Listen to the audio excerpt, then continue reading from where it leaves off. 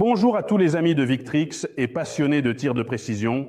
Je m'appelle Giuseppe Valtorta, je suis le PDG de Victrix et ceci est la première d'une série de vidéos dans lesquelles j'expliquerai le catalogue 2020 des armes tactiques et sportives. Aujourd'hui, je commencerai par le Victrix Scorpio, pour lequel le fer de lance de la gamme professionnelle que nous proposons en plusieurs calibres.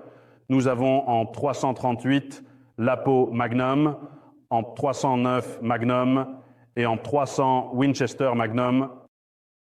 Sur la table, vous pouvez voir deux configurations différentes. Dans le 338, l'Aqua Magnum de la série Fay, une version 22 pouces et une version 26 pouces, respectivement de couleur beige et gris foncé. Le Scorpio est actuellement l'arme la plus vendue dans le secteur militaire. Nous l'avons vendu aux forces spéciales italiennes, mais en réalité, de l'autre côté de la frontière, diverses forces armées et forces spéciales utilisent ce type de produit, évidemment de calibre OTAN, dans 338 Lapua. Ils ont choisi respectivement le 26 pouces pour le secteur militaire et le 22 pouces pour le secteur Long Enforcement. Les solutions sont les solutions classiques que nous avons vues au fil du temps chez Victrix, pour lesquelles nous n'utilisons pas de détails en plastique, nous n'utilisons pas de détails moulés sous pression ou ceux obtenus à partir de mauvais cycles de production. Conformément à notre tradition, nous obtenons tout à partir d'un matériau solide, donc tout est usiné à partir d'un solide puis subit des traitements thermiques et de surface, mais en fait nous partons toujours d'une seule pièce de métal.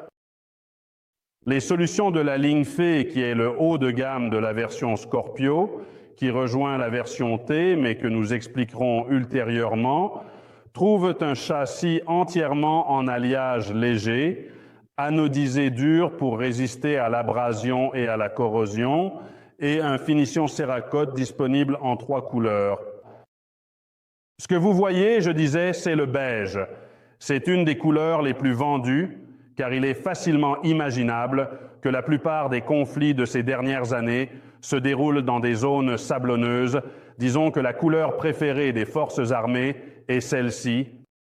Pour en revenir à l'arme, on voit un châssis entièrement en alliage léger, avec un coup droit billetté, un rail supérieur incliné de 20 MOA, 20 minutes d'angle, de haut en bas. Donc on a une continuité du rail entre la bascule et le garde d'extrémité. Le rail supérieur est usiné dans la masse avec le tube afin qu'il n'y ait pas de vis ou de points de fixation qui pourraient créer des problèmes de connexion. Nous avons un rail inférieur où nous avons la possibilité de fixer divers accessoires Picatinny. Dans ce cas, un bipied-drum à dégagement rapide est monté. Nous avons des fenêtres latérales avec une fixation M-LOK unifiée pour donner la possibilité de fixer des accessoires M-LOK tels que des rails, des systèmes de visée, des systèmes d'éclairage. Et nous avons la partie centrale où également, dans ce cas, un rail Picatinny est fabriqué à partir d'un matériau solide. Donc ici aussi, nous n'avons pas appliqué de systèmes supplémentaires qui peuvent nous poser des problèmes dans des situations peut-être graves ou dans ce cas, un accessoire est installé en standard, une poignée de transport qui se fixe avec un système de dégagement rapide pour pouvoir être facilement monté et démonté, qui a non seulement l'utilité d'être une poignée de transport, mais sur laquelle on peut voir certains dispositifs pour lesquels on voit 2 talons QD qui sont Quick Detach pour une fixation rapide des sangles ou accessoires compatibles avec le QD, un rail inférieur sur lequel peuvent être fixés des systèmes de fixation pour trépied ou systèmes ciblant les meubles. Nous avons une fente en façade pour les inserts afin que vous puissiez utiliser les inserts de verrouillage classiques, donc avec des têtes de tournevis, plutôt que des clés hexagonales pour effectuer l'entretien des armes et l'utiliser comme s'il s'agissait d'un vrai tournevis. Et en plus, nous avons cette boutonnière qui n'est rien d'autre qu'un crochet qui nous a été demandé par certaines unités pour l'utilisation de l'arme de sniper, pour le tir en hélicoptère. Donc ceux d'entre vous qui connaissent les méthodes de tir depuis l'hélicoptère ou depuis des situations sur véhicule, vous savez que l'on utilise souvent une corde qui va d'un point à un autre et sert de point d'appui fixe, plutôt barycentrique, pour l'arme, ce qui donne la possibilité à la fois de pousser et de tirer, toujours restant attaché et ayant la possibilité de le libérer très rapidement pour reculer et nous l'avons prédit de cette façon.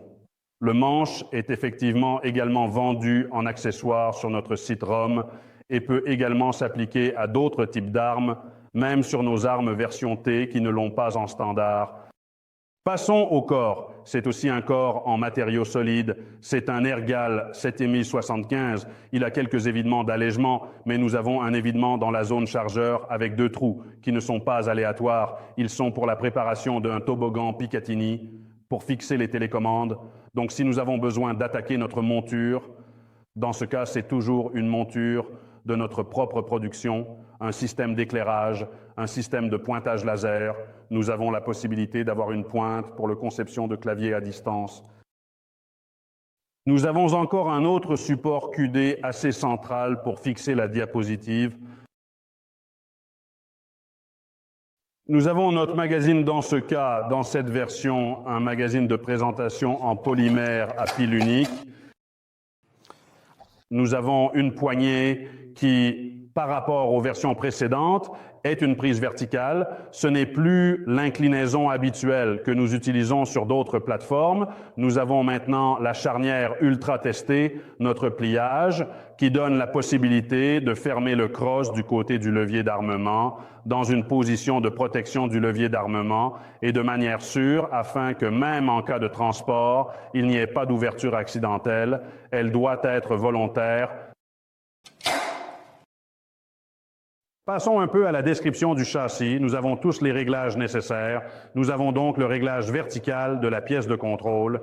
Elle a un réglage continu, donc nous n'avons pas de position prédéfinie, comme dans d'autres solutions que nous avons avec le bouton de réglage rapide, mais nous disposons d'un réglage qui peut être millimétrique afin que, pour tout type de conformation du visage, hauteur de l'optique ou hauteur du système de montage de l'optique, nous trouvions toujours particulièrement rapidement la bonne hauteur.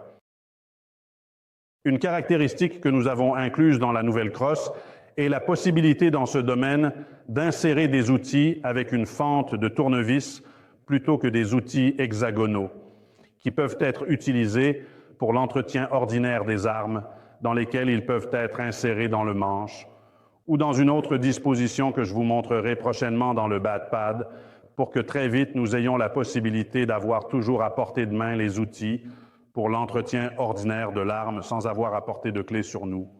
Également sur le coussin de couche, nous avons un réglage rapide du caoutchouc. Donc au moyen d'un bouton, nous avons la possibilité de le déplacer très rapidement et également en profondeur avec un réglage millimétrique. Dans ce cas également, il suffit de tourner le coussinet de couche à 180 degrés et vous pourrez trouver la zone pour insérer les inserts de maintenance comme dans la poignée de transport. Toujours sur la crosse, dans ce cas, dans la série V, nous avons intégré le monopode avec un réglage maximum rapide par levier et un réglage classique par vis micrométrique afin de pouvoir trouver facilement la position de tir et le réglage millimétrique sur la cible via la vis inférieure et en fait, il reste un monopode disparu et nous présente la surface d'appui arrière lisse que beaucoup utilisent pour faire glisser l'arme sur des sacs, des poufs, etc. En ce qui concerne la partie mécanique, dans la série V, nous avons un actionneur en AISI 630. Il est superficiellement traité avec un PVD pour amener la surface à une dureté très élevée. En fait, il est amené à une dureté élevée pour plusieurs raisons. Pour le glissement essentiellement, pour la fluidité d'action du volet à l'intérieur du mécanisme, mais surtout pour avoir une dureté de surface supérieure à celle du coulisseau. Imaginez donc l'utilisation, non pas pour le passionné, mais pour l'opérateur. Dans les zones sableuses, nous avons une surface des composants mécaniques qui a une dureté supérieure à celle du sable. Donc, si du sable venait à s'interposer entre les zones du volet, il est brisé par la surface qui est beaucoup plus dure que le grain du sable lui-même. L'action est obtenue par électroérosion. La coupe est donc, d'un point de vue géométrique et dimensionnel, la plus précise possible. Traitement assez lent, mais en fait le plus précis possible pour ce type d'application et de traitement. Et nous avons à la place un bouchon qui est tourné, fraisé et meulé Dans ce cas également, nous utilisons des technologies qui, comme vous, connaissent bien le secteur mécanique et même appliquées aux armes, savent que ce sont des solutions qui ne sont généralement pas utilisées sur les armes industrielles, à tel point que Victrix, comme vous le savez, ne doit pas être considéré à tous égards comme une arme industrielle, puisque nous utilisons des technologies et des matériaux qui ne sont généralement utilisés que dans des armes définies comme étant personnalisées. Le canon est un Easy 416R sur la version V que nous utilisons. Nous partons d'un Blank Benchmark que beaucoup d'entre vous connaissent. C'est une des plus grandes marques aux États-Unis, chez qui nous achetons le Blank, pour lequel le troué est barre rayée, auquel nous appliquons évidemment les processus pour lesquels le profilage est effectué, le chambrage, le filage, les butées et le filetage, le centrage pour le frein de bouche. Disons que le frein de bouche présente aussi quelques particularités, puisque nous utilisons un design un peu particulier dans la version V qui peut effectivement sembler un design raffiné d'un point de vue esthétique, mais en réalité, comme pour tous les détails de nos armes, il a un but fonctionnel. Donc, nous ne nous arrêtons pas à vouloir vous frapper avec un effet wow, mais nous préférons apporter l'effet wow au premier coup que vous tirez ou avez déjà tiré. Donc, le frein de bouche a des fenêtres inclinées, donc ça ne peut pas être fait sur des machines traditionnelles. Cela se fait sur une machine 5 axes ou plutôt sur une Integrax pour ceux d'entre vous qui connaissent la technologie. Ce n'est rien de plus qu'une sorte de tour avec une tête montée à 5 axes qui nous donne la possibilité de réaliser des formes particulièrement complexes de manière très soignée et précise. Toujours sur le Scorpio, dans ce cas, je vais vous montrer une application sur un 22 pouces. C'est actuellement une arme utilisée comme arme d'ordonnance par les forces spéciales de la police italienne, par exemple. C'est donc une nouvelle qui est déjà dans le domaine public, donc nous pouvons la partager avec vous sans problème. C'est un 338 de 22 pouces avec un silencieux applicable dégagement rapide. Donc dans ce cas, vous voyez que la partie finale n'est pas le classique, le frein de bouche standard, disons. Mais il y a quelque chose de différent, tant dans la forme que dans la taille, qui nous donne la possibilité dans cette conformation, en cette situation, pour avoir un maximum de puissance de recul. Qu'est-ce que ça veut dire? On peut aussi tirer avec des calibres énergiques, avec des munitions particulièrement énergiques, pour lesquelles un 338 de 300 grains peut être même poussé à des vitesses constantes, sans ressentir de coups ou de déstabilisation particulière lors du tir, précisément à cause de la forme du frein lui-même, pour lequel il a une forme conçue du point de vue des dimensions et des géométries pour tirer le meilleur parti des gaz brûlés sortant du canon. Mais comme vous l'avez vu, on peut passer d'une solution avec frein de bouche classique à la solution silencieuse en 1 seconde. C'est un système breveté. Aujourd'hui, au monde, nous sommes les premiers à avoir la possibilité d'avoir un silencieux pour arme de sniper qui peut être monté et démonté, comme vous pouvez le voir, en 2 secondes. Cela peut évidemment se faire aussi bien sur les armes chaudes que froides, et la possibilité tout aussi rapidement de revenir à une configuration classique. Je dirais que, à part une petite anecdote sur le Scorpion qui me vient à l'esprit à chaque fois que j'en parle, il y a eu une évolution que vous avez constatée depuis le premier catalogue pour qu'on parle aujourd'hui de 2015 qui arrive, où les formes et les dimensions sont modifiées de manière significative et n'ayant évidemment fait partie d'aucune force armée en particulier, mais je suis un excellent auditeur. Jusqu'aux premières années, j'ai conçu des armes en me basant exclusivement sur les conseils donnés par les opérateurs, donc par les gens de terrain ou par lui, son outil de travail. Il y a quelques années, j'ai vécu une situation non conventionnelle où j'étais à l'étranger, très loin de Bergame, à quelques milliers de kilomètres, et je devais être accompagné par les forces armées pour une situation d'entraînement. Et contrairement à ce qui arrive souvent, où l'on arrive à proximité des zones où se déroule la formation ou dans les zones où nous effectuons des essais de tir réels avec les véhicules, dans ce cas, ils m'ont donné mon joli sac à dos, les munitions et l'arme à transporter vers la zone où ces essais de tir et ces entraînements ont été effectués. Évidemment, je n'avais pas pris en compte le fait que je devais marcher environ 3 heures chargé comme une mule.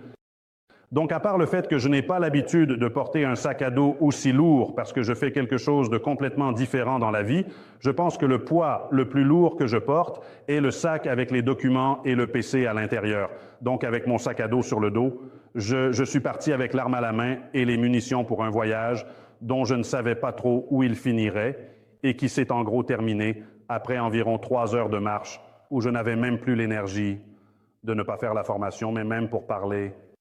À partir de là, j'ai compris l'importance de la question du poids. Alors du coup, dès mon retour, conscient de l'effort que j'avais fourni, j'ai repensé quelques composants, parmi lesquels le châssis est celui qui a subi le plus de modifications, afin de pouvoir retirer ces quelques centaines de grammes qui m'auraient probablement permis d'arriver au bout du voyage, toujours en utilisant des mots et pas seulement des gestes. Ce qui est curieux, mais qui justifie l'évolution du design et certaines évolutions entre les premières versions et la dernière. Je dirais que pour le Scorpion, je vous ai pratiquement tout dit. Je vous ennuierai bientôt avec d'autres vidéos sur d'autres produits. Et à la prochaine fois,